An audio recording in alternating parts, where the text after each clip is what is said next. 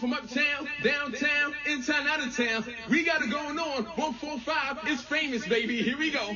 I'm not snitching on nobody in Harlem, cause when I come home, I'm still gonna be the king. I walk up to the table, right?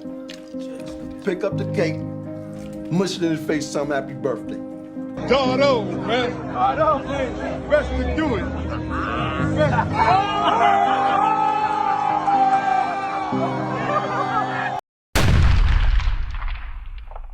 The information shared in this video is 100% public and can be accessed easily on Google, news clips, and court documents.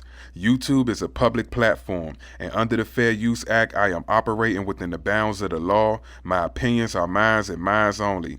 I am in no way, shape, form, or fashion trying to sabotage the character of the subject of this video. This is for the sole purpose of documenting and peeling back the many layers of the streets, psychoanalyzing the before and after effect, as well as the solution to keep the next generation from repeating the process. With that being said, welcome to the channel. Buckle up, we going for a ride. Fast life living, all we know is fast life living. Yeah. One of the most addictive drugs known to man is clout, wanting to be noticed, talked about, or even popular. Even those that have some sort of fame still crave attention. Just ask Jussie Smollett. Okay, I am not suicidal. Okay, I am not suicidal. The man that lied and claimed he was attacked by Trump supporters. Some people just can't get enough of it. Now you probably thinking, what does this have to do with the title in Alpo? The title, the paid in full movie killed Alpo in real life, and here's why. First of all, pardon me for lying, the statement is not a 100% representation of my true thoughts regarding the matter.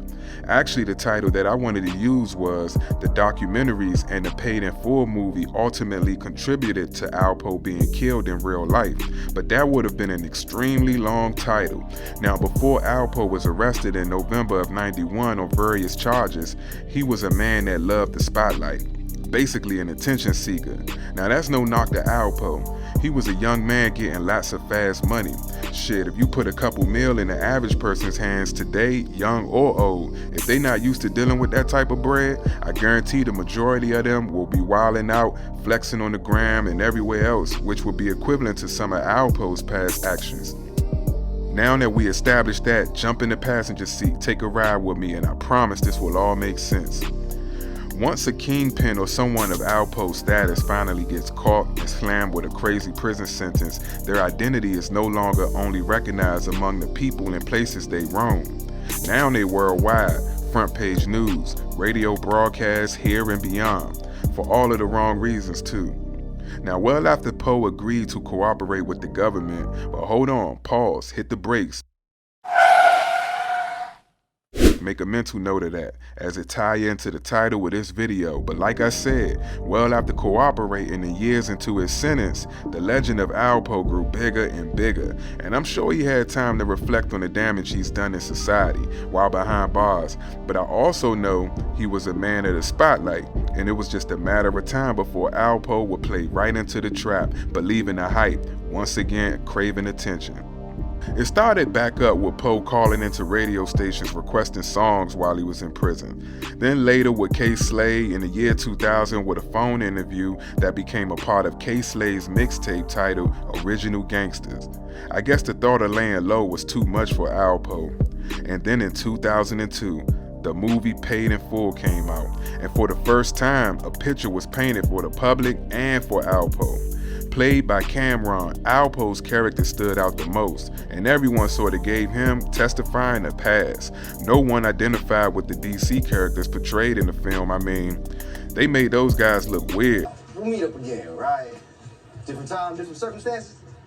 Yeah, maybe it'll be love next time, you know what I'm saying? Alright. And they were agents, so it is what it is. Dame Dash was at the head of the project. Overall, it became a hood classic, but I feel as though the movie made DC look like clowns. But we gonna save that topic for another video.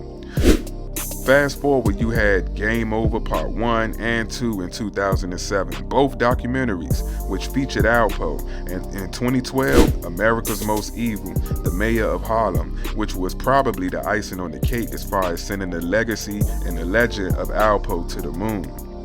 There are other contents that was out there, such as the Fed's interview with Antoine and more.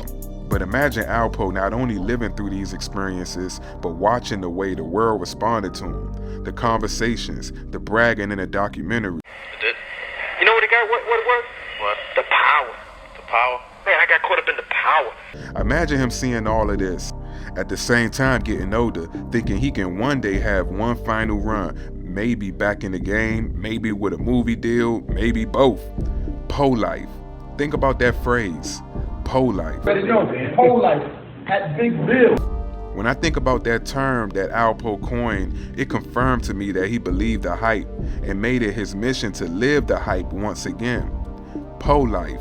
That's a slogan.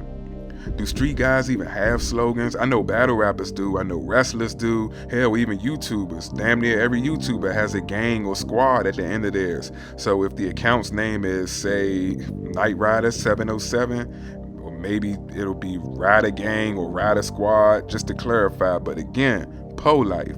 Once Alpo was a free man, he was given an identity in a quiet place in Maine. Some say he laid low for a while, but I like to believe going from prison to being a free man takes time to get back into the swing of things when you serve some real time.